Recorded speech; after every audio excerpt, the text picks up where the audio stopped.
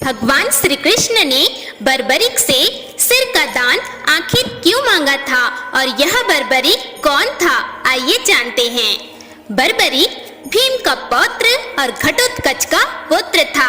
बर्बरीक ने अपनी माँ से युद्ध कला सीखी और घोर तपस्या के बाद 3 अचूक बाण प्राप्त किए थे, जिसकी वजह से बर्बरीक को 3 बाणधारी भी कहा जाने लगा।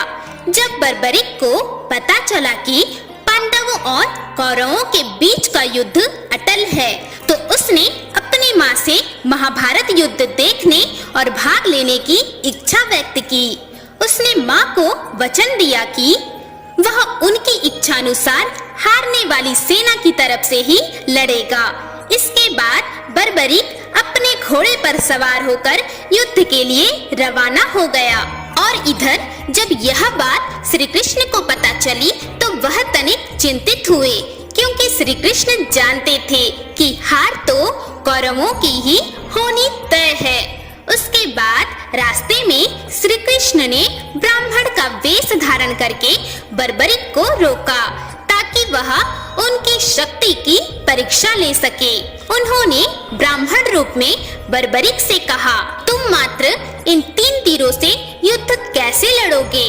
बर्बरीक ने कहा कि उसका एक बाण ही दुश्मन की सेना के लिए काफी है और वह तीर वापस तरकस में भी लौट आएगा। बर्बरीक ने श्री कृष्ण को बताया कि उसके पहले तीर से वह निशाना बनाएगा जिसको वह समाप्त करना चाहता है। तीसरे तीर से निशान वाली सभी चीजें तबाह हो जाएगी और अगर वह दूसरे तीर का प्रयोग करेगा तो पहले तीर से जो भी निशान लगाए हैं वह सभी चीजें सुरक्षित हो जाएगी। कुल मिलाकर वह एक तीर से तबाही और एक तीर से रक्षा कर सकता था। श्री कृष्ण ने बर्बरीक की शक्ति का पता लगाने के लिए बर्बरीक को चुनौती दी कि अगर वह वहां मौजूद पीपल के पेड़ के सभी पत्तों को आपस में बांध देगा तो उनको बर्बरीक की शक्ति पर विश्वास हो जाएगा। बर्बरीक ने चुनौती स्वीकार कर ली और तीर छोड़ने से पहले ध्यान लगाने के लिए आंखें बंद की। तब श्री कृष्ण ने बर्बरीक को बिना पता लगे पीपल के एक पत्ते को तोड़कर अपने पैरों के नीचे छुपा लिया। जब बर्बरीक ने पहला तीर छोड़ा तो सभी पत्तों में छेद हो गया और अंत में तीर श्री कृष्ण के पैरों के आसपास घूमने लगा। अब श्री कृष्ण ने बर्बरीक से पूछा कि यह तीर उनके पैरों के चारों ओर क्यों घूम रहा है?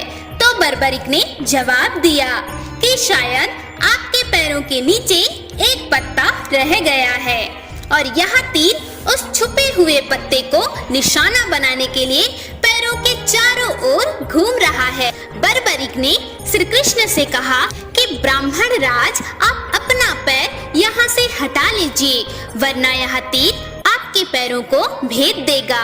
श्री कृष्ण का पैर हटते ही उस छुपे हुए पत्ते में भी छेद हो गया। उसके बाद बर्बरीक के तीसरे तीर से सारे पत्तों को आपस में बांध दिया।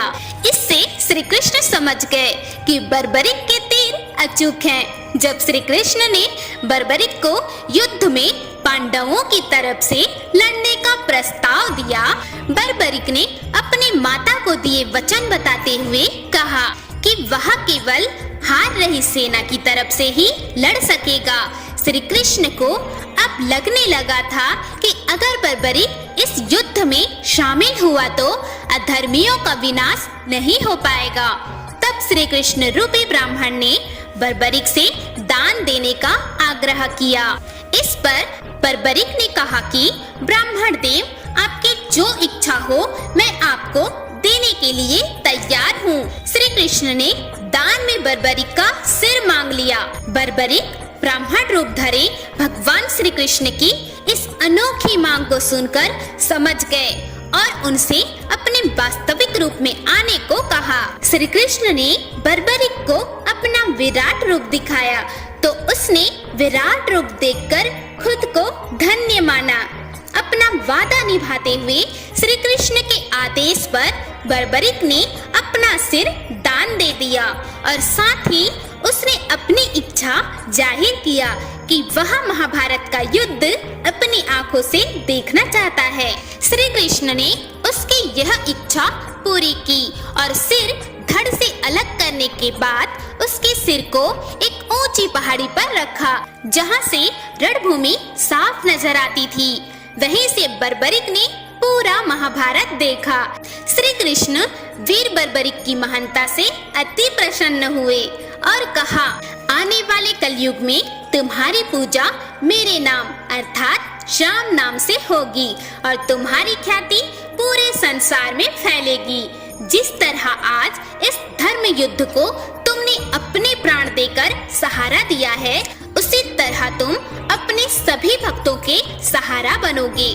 साथ ही भगवान श्री कृष्ण ने आशीर्वाद दिया कि तुम्हारे दर पर जो भी हारा हुआ व्यक्ति अपनी प्रार्थना लेकर आएगा, उसकी हर मनोकामना पूर्ण होगी। इसलिए ही खाटू श्याम जी को हारे का सहारा भी कहा जाता है। साथ ही आपको बता दें कि राजस्थान के सीकर जिले में मौजूद श्री खाटू श्याम मंदिर एक प्रसिद्ध तीर्थ स्थान है। मंदिर में हर वक्त भक्तों का तांता लगा रहता है। श्री खाटू श्याम के यदि आप भी दर्शन करना चाहते हैं तो राजस्थान के सीकर जिले में अवश्य जाएं। हर हर महादेव।